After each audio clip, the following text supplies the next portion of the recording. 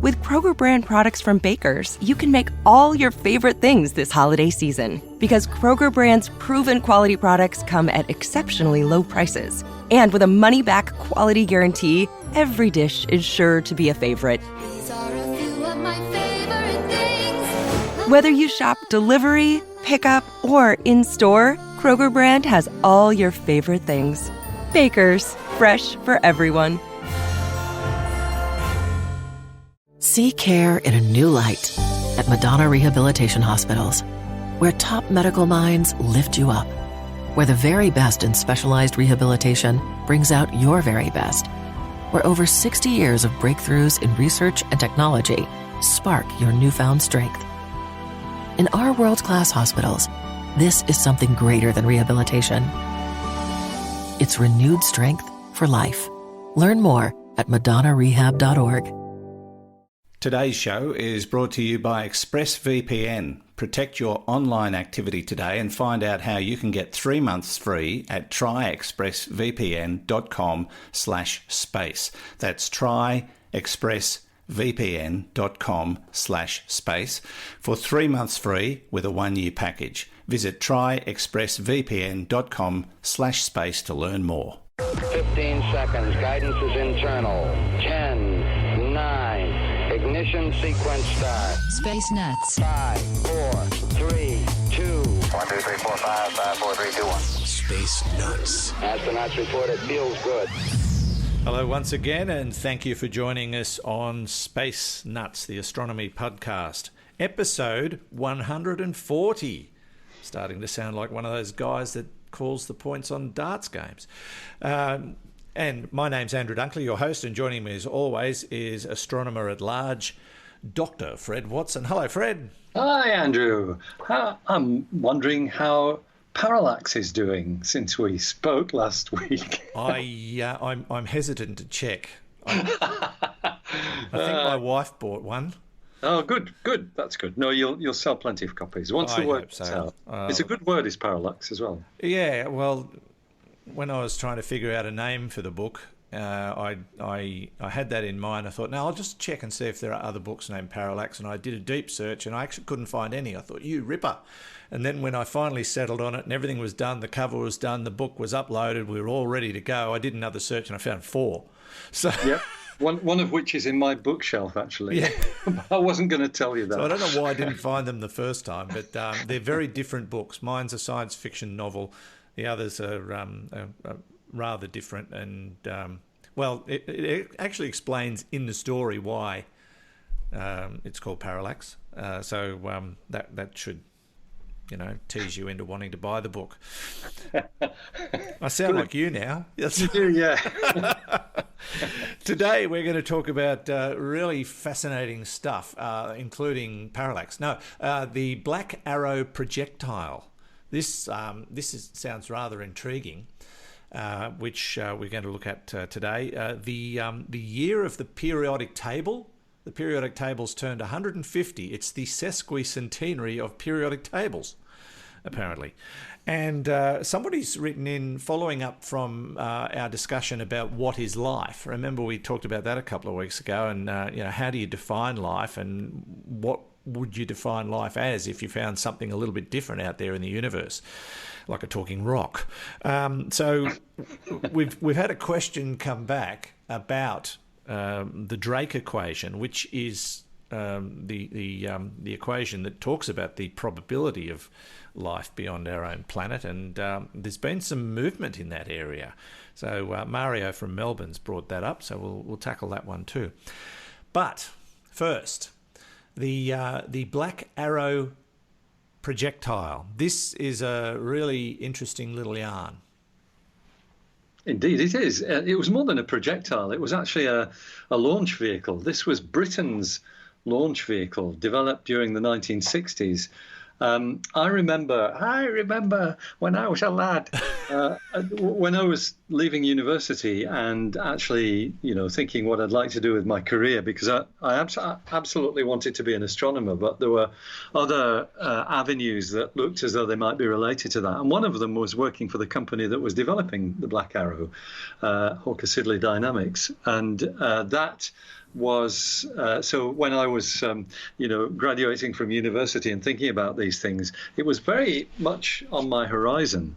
Indeed, the Black Arrow project flourished. I think the program built 4 rockets between 1969 and 1971, of which the third flight was the first and actually only successful British orbital launch. I think it was Britain and a number of other countries as well, but Britain took the lead on that. So they actually put a satellite into orbit using the Black Arrow launch vehicle.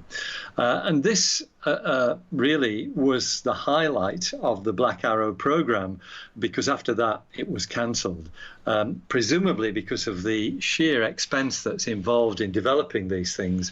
And by then there were competitors well established across the Atlantic from the United Kingdom. But that sort of, that short life has given it the Black Arrow rocket a kind of almost legendary status, and I kind of feel that as well because of my nearly getting involved with it when I was just leaving uni. So where did it make its flight? Well, it was here in Australia. Even though the Black Arrow was built in the UK, it was launched from the Woomera launch facility in South Australia. And basically put its satellite into orbit and then fell back to Earth and landed in the South Australian desert and has been there ever since. Until now, because this story is a rather nice sort of heritage type story involving I was going to say remnants. I think it's mostly in one piece, but it's very, very bent. Its various components have been seriously rearranged, the Black Arrow launch vehicle. But it has been brought back from Australia into the United Kingdom. And in fact, it is actually going, curiously, to a small town in Scotland where I used to live, a wee place by the name of Pennycook, not very far from Edinburgh. I lived in Pennycook for quite a number of years during the 1970s and 80s. So it's very nice to think that this piece of space history is going to be put on display, actually, in Pennycook. All right. Now, the obvious question is why? Is it going to Pennycook? Yes, I'm very, very glad you asked me that, Andrew. I'm sure you would have told me without asking, but I need to feel useful. Well, you just stick to your parallax, and I'll keep sticking to answers. It's because the company that's paid to bring it back actually is a high-tech company based in Pennycook. Its name is Skyrora.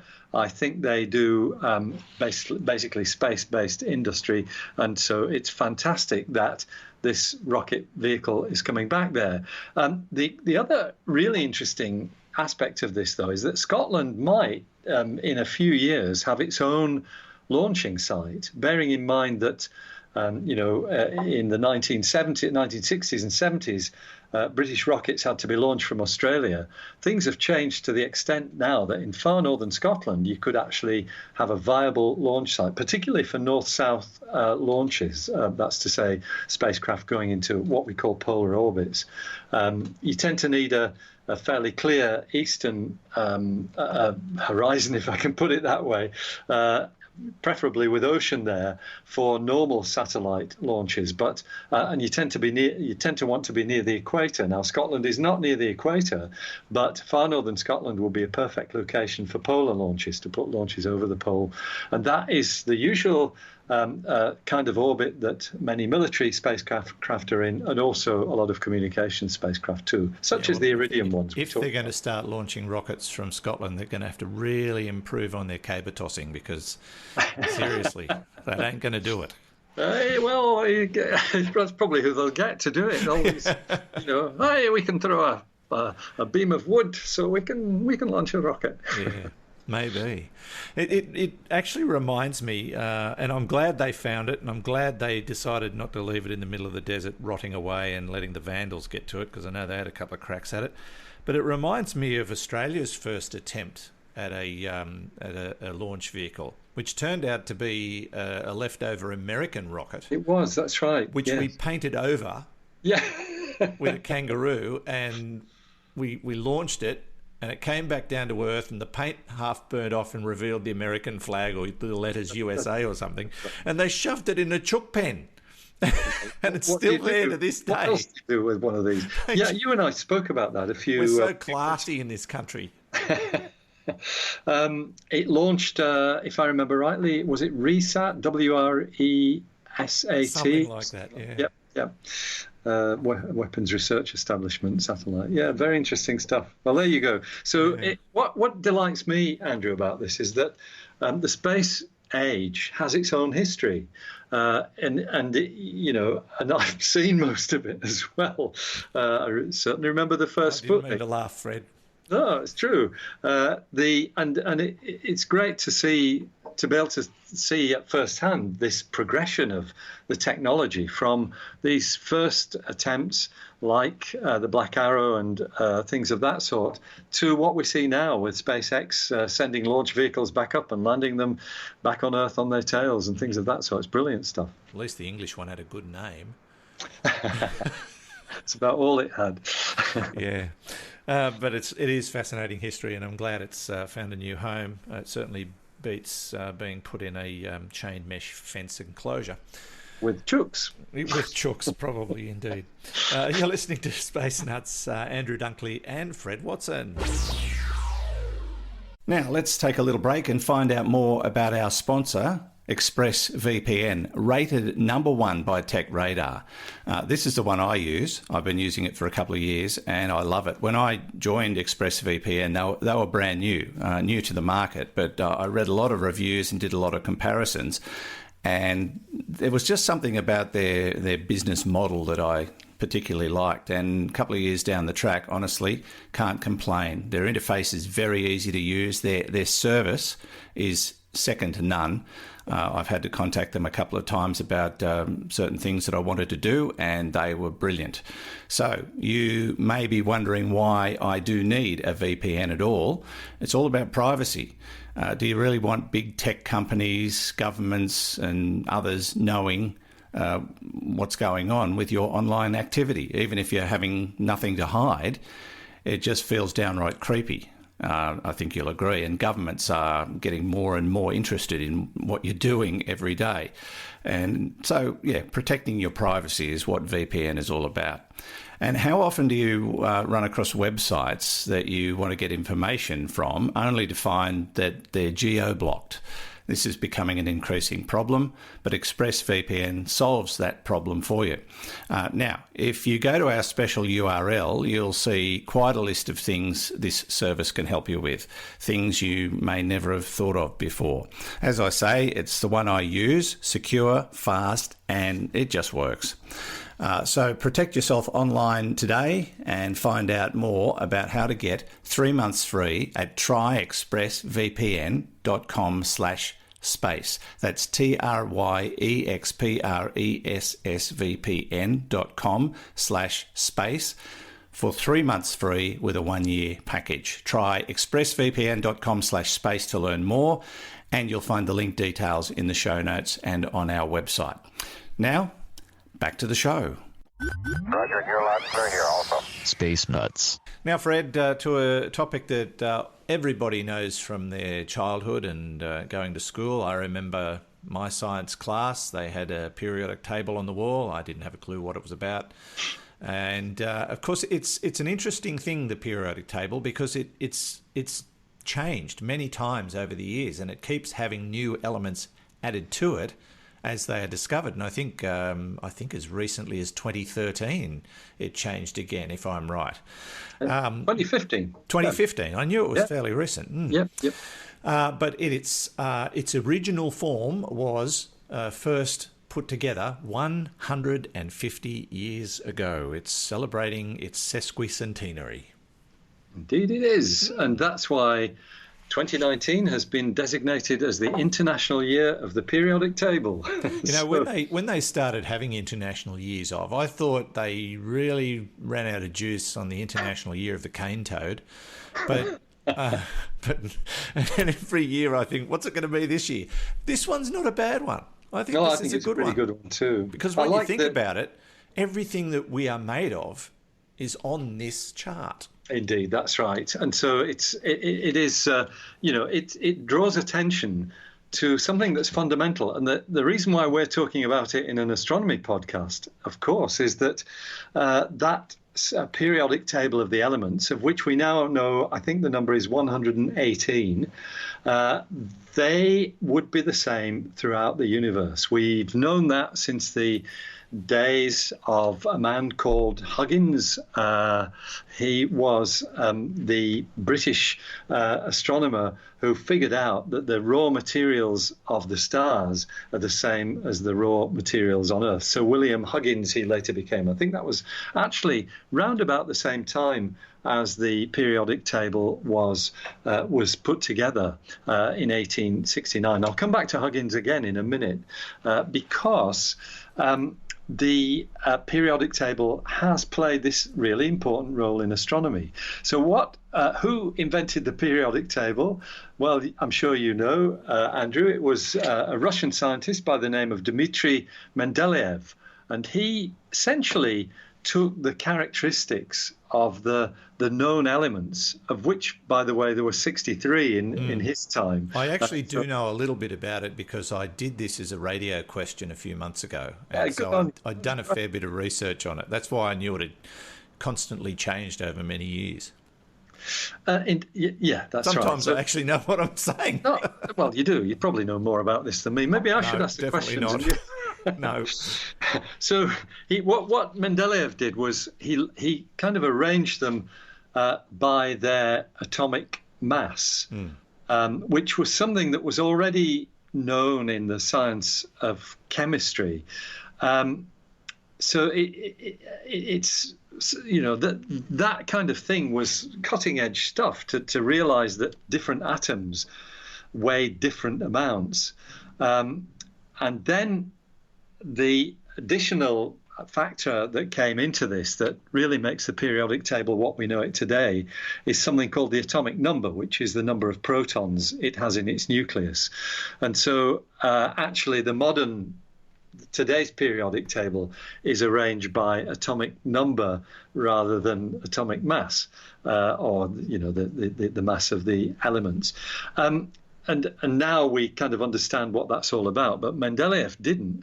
But his genius was to realize that there were kind of repeating patterns in these numbers and in the characteristics of the elements. And that's what makes what you might call the horizontal aspect of the periodic table. Sorry, the vertical aspect of the periodic table. I didn't do chemistry at a very high level, so that's why this is all exciting and new to me. The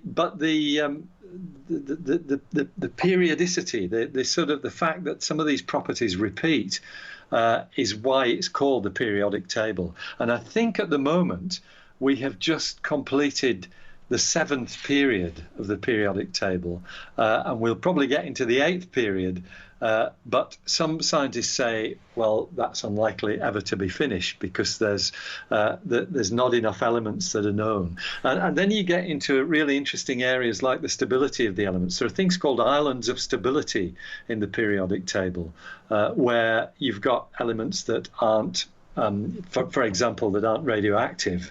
Many elements decay very, very quickly into something else, so they don't last long. But on an island of stability, these things are rather long-lasting. Yeah, you talked about how brilliant Mendeleev was in creating the periodic table and the way he did it. The other thing I remember from my research that I thought was astounding about the man was that he realised he could not have found it all. And he left. Yes, that's right. He left spaces for people to fill in later. I thought that was amazing. He did, and that kind of connects with it takes us back to the astronomy stuff here, because William Huggins, who I mentioned, he was the first person to turn a spectroscope, namely a device with a prism, onto the stars and see what happened when you looked at the spectrum of a star. And he saw this barcode of information, which he quickly connected with work that had been done a little bit earlier by two German scientists called Kirchhoff and Bunsen, of Bunsen-Burner fame, of course. They had worked out that each element has its own kind of signature in the spectrum. What Huggins did, yes, he ran amok on the sky with his spectrograph and started classifying stars by their different spectral appearance. But he also found glowing clouds of gas, we call them nebulae, and he could see what we now call emission lines. These are bright spectrum lines. The spectrum is, instead of being a continuous thing from red to violet with dark lines across it put there by the elements, what you've got is blackness with a few bright lines in the right positions. And this is what the elements do when they start glowing. If you, for example, excite hydrogen with a current, it will give this series of what are called emission lines, these bright spectrum lines, beautiful to look at because they're all different colors. But the astronomers of the time realized that when they looked at these nebulae, these clouds of gas, there was no known element on Earth that corresponded to the colors that they were seeing. And in fact, they invented a new one. They called it nebulium. They assumed there must be something out there called nebulium, but they couldn't find any evidence of it on Earth. And it was a bit bizarre because it seemed to be as common as anything throughout space, but rare on the Earth. And in fact, one of the things that told them round about the turn of the 20th century that they were barking up the wrong tree was that there was nowhere on the periodic table for nebulium to fit in. They'd already looked at the periodic table, and what gaps there were didn't match the expected characteristics of nebulium at all. It's a bit reminiscent, Andrew, of the dark matter search that we're in the middle of now, because we know what we think this stuff should be like. The nebulium thing turned out to be, as I said, they were barking up the wrong tree. And it was in 1928, if I remember rightly, that a scientist, a very bright American scientist called Ira Bowen, realized that you weren't seeing the spectrum of an unknown gas. You were seeing the spectrum of something we knew very well, which was oxygen, but under completely different conditions from what we see it on Earth. And that's because it is in the near vacuum of space. Space has very, very low pressures, and even when you've got a nebula of gas in space, it's kind of one atom per cubic centimetre, rather than the kind of pressures that we see on Earth. And that was how the whole thing was understood. But the periodic table played its part in that. Yeah, and I know I don't mean to be rude, but I think if you were to ask just about anybody of a non-scientific background to name 5 elements, they'd struggle. Maybe they'd come up with 5, but I doubt they'd come up with 10. But you could just name almost anything in a basic form and you'd be right. You know, lead, copper, aluminium, hydrogen, nitrogen, oxygen, barium. Don't really like the taste of that stuff. And, potassium. There's just so many that everybody knows by name in everyday life, and yet if you ask them to list these things from the periodic table, they'd go, don't know. It's just one of those things. We all know it, but we don't.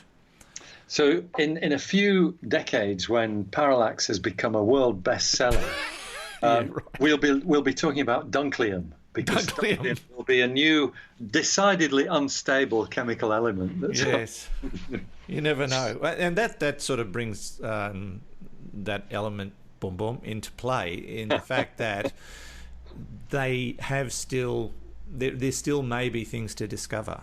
Oh, absolutely, that's right. Just a few. There are still things to discover. But happy birthday to the periodic table. I think it celebrates its 150th anniversary in March, so we'll look forward to that. Indeed. The year of the periodic table. You're listening to Space Nuts. Andrew Dunkley here and Fred Watson there. 0G, and I feel fine. Space Nuts. Okay, we're back from our periodic break, and it's time to wrap things up with a question from the audience. And we say hello to Mario in Melbourne, who has pondered on a question following our discussion on what is life the other day. And he classifies himself as a nutter, Fred, which is really good. So there's more than two of us now. Hello, fellow nutters, he says. Love the podcast. Keep up the great work. Heard your podcast today re alien abduction, life, biology, evolutionary chances or changes in conditions, and life outside Earth, which reminded me about the Drake equation. What are the latest views and solutions on the Drake equation? Keen to hear the latest thoughts, as many of the equation's factors have changed over the past number of years, particularly, for example, planetary system-related numbers. Many thanks, Mario from Melbourne. It's a great question, and he's right. Things have changed pretty dramatically in recent times because of our capacity to discover things that are different out there. And, we talked about what is life and the alien abduction theory, and we've had some interesting conversations about it in recent times, Fred.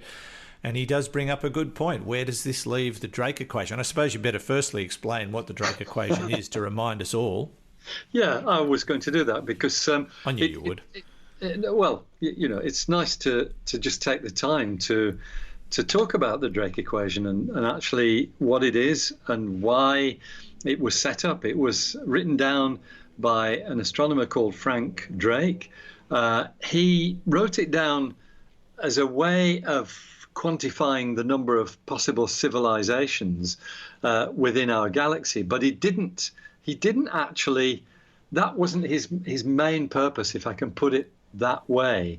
His main purpose was to get people talking about it, about the idea, scientists in particular, about the idea of extraterrestrial life, what you'd need to find it, how rare might it be, is it worth looking?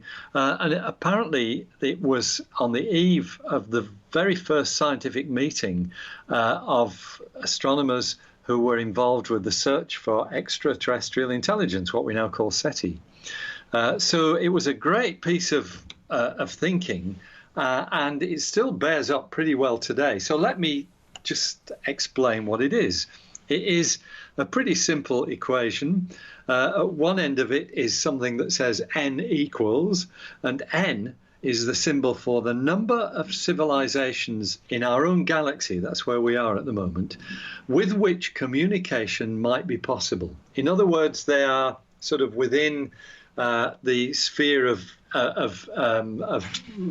receivability, if I can put it that way, of signals to and from ourselves, rather than some civilization that went extinct billions of years ago. Yeah. So n is a number of civilizations, and then after the equal sign, there are 7 factors, and these are all simply multiplied together to give you an answer, the answer being the number of civilizations. So what are the factors? Well, I'll go through them because we've got time to do that. Mm-hmm. There is the average rate of star formation in our galaxy. In other words, the rate at which stars are being born. That's a fairly well-known quantity. It's one of these numbers that actually has a kind of hand-waving answer, but it's based on our observations of other galaxies. So we do have an idea of that, and it's about 1 per year. In fact, it's probably 1 per year. In fact, it's probably the lower limit of that. It was 1 per year, I think, was Frank Drake's estimate back in 1961. We now have a rather better idea of it. So a lot depends on the brightness of the star. There's kind of, there are things that you can twist in this, or tweak, should I say. But the standard rate of star formation today is about 1.5 to 3 stars per year, something like that.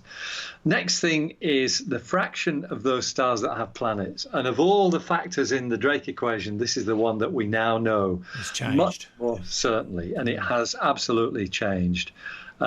It's probably 1. In other words, every star has at least 1 planet, and that's something 20 years ago simply did not know that. And I think astronomers 20 years ago would have thought that was rather more than they might have expected.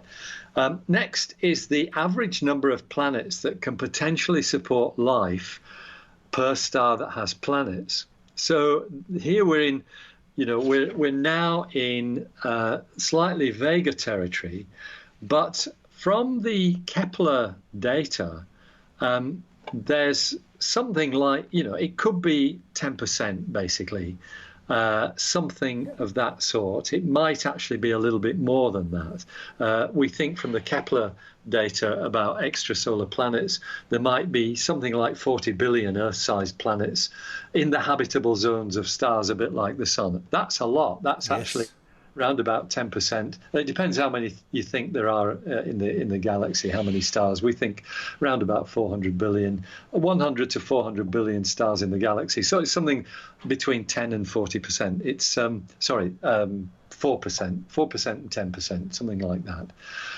So really interesting stuff. Then there is this number, which is the fraction of those planets that might go on to support life. So the fraction of planets that could support life that actually develop life at some point. And this is where you really start getting into the hand waving region. There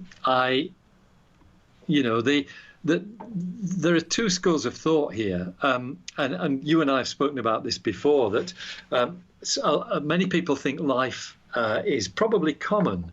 And in fact, if you look at simply the geology of the Earth, that suggests that fraction of planets might be quite a high one, and that may well be true if you're thinking only about microbial life, for example, single-celled organisms. We've had this discussion before that suggests that going on to multi-celled organisms might be the big sticking point, the bottleneck in the evolution of life. So if the fraction of the planets that could support life that actually do go on to support life is high, then the next one is the one that kind of brings it all crashing down a bit, because the next one is the fraction of planets with life that actually go on to develop intelligent life. And a lot of people now think that could be very low. That is really, it's a very difficult thing to estimate. Some people have suggested numbers which are much, much less than one, tiny fractions of one. A few people seem to think that complex life might be inevitable. I don't share that view. That would put that factor up to nearly one. But actually, I think the opinion among astrobiologists is fairly broad, but I think generally speaking, it's pretty low. And then you've got the last but one, the fraction of the above, which will reveal their existence via signals released into space. Well, that could be quite high. We simply don't know the answer to that. We've released our signals into space willy-nilly since the beginning of the radio age. Whether anybody would pick that up is a different matter. And then finally, this is the crucial thing, because you might remember that we started off with a rate of star formation. In other words, this is things per year, things that are happening per year. So the final one is the length of time for which civilizations do release detectable signals into space. It's very hard to talk about this without people seeing it written down. But what you've got is this succession of numbers, some of which are quite small, some of which are very small indeed, some of which are large, like the fact that we know that the fraction of stars having planets is now probably 100%, so that's one. But who knows how long a civilization might reveal themselves by signals that are detectable in space. It depends. Some people have suggested less than 500 years for an earthly civilization. Some optimists think it's a lot higher than that. You can pay your money and take your choice. So you get a huge range of different answers for this. I guess the best answer that I've seen is maybe N is something around 10 million in our own galaxy. I'm actually, my own view is that is on the positive side, that it's actually likely to be much less than that, and could even be less than one civilization that we could have. So the question was, what's all the new stuff that's gone into that? Well, it's the numbers themselves that have really changed. There are a few people who've tried to modify it with perhaps framing the question in a different way. Has intelligent life ever existed apart from ourselves? That might be another way in which you could put, you frame the numbers slightly differently. But the bottom line is it's still a very open question with really not that much improvements in Frank Drake did it, except that we now know that stars have planets.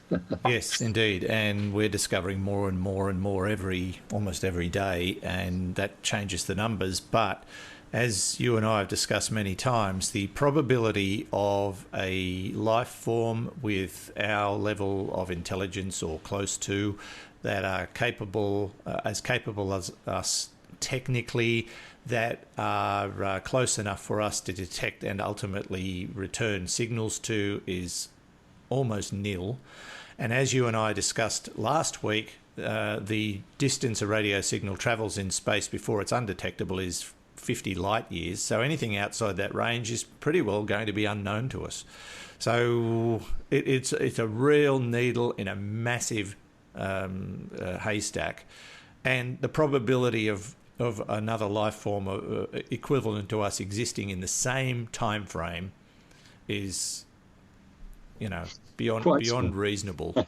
And on the other hand, Andrew, there was a piece of work that was done, I think you and I spoke about it at the end of last year, which, yes, it took all that on board, that maybe the statistics are very low, but it also made very clear that in terms of the kind of parameter space that we've explored so far, we've explored less than the equivalent of a bath full of water, a normal household bath in all the oceans of the Earth, when you compare it with the universe at large. So we're really only just getting our toe in the water, if I can put it that way.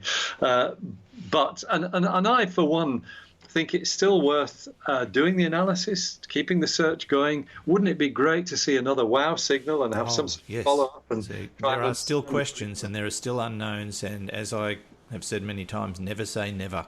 Never say never, exactly. So the Drake equation is alive and well, still fairly depressing, but who knows? Who knows, indeed. We in the Space Nuts community we remain optimistic.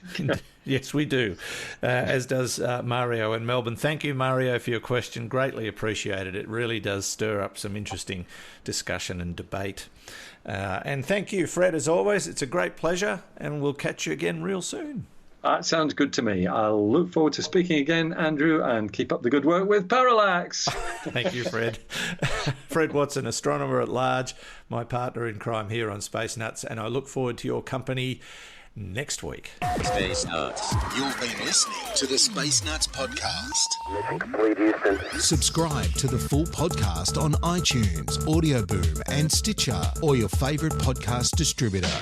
This has been another quality podcast production from Bytes.com. With Kroger brand products from Baker's, you can make all your favorite things this holiday season. Because Kroger brand's proven quality products come at exceptionally low prices. And with a money-back quality guarantee, every dish is sure to be a favorite. These are a few of my favorite things. Whether you shop delivery, pickup, or in-store, Kroger brand has all your favorite things. Baker's, fresh for everyone. The holidays start here at Baker's with a variety of options to celebrate traditions old and new. Whether you're making a traditional roasted turkey or spicy turkey tacos, your go-to shrimp cocktail, or your first Cajun risotto, Baker's has all the freshest ingredients to embrace your traditions. Baker's, fresh for everyone. Choose from a great selection of digital coupons and use them up to 5 times in one transaction. Check our app for details. Baker's, fresh for everyone.